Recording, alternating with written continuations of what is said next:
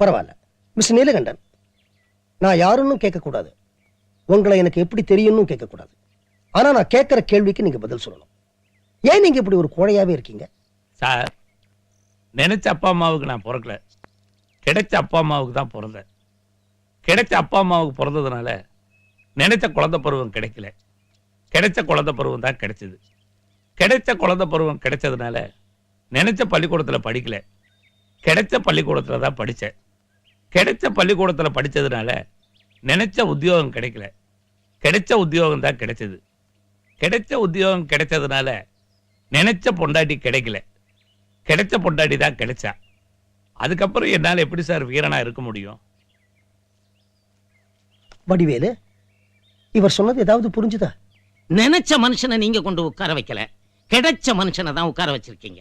கிடைச்ச மனுஷனை உட்கார வச்சதுனால நீங்க நினைச்சபடி அவரால் பேச முடியாது. அவருக்கு கிடைச்சபடி தான் பேசுவாரு. நீங்க பொறுத்து தான் ஆகணும். ஆமை கரெக்ட் மிஸ்டர் நீலகண்டன்? உட்காருங்க.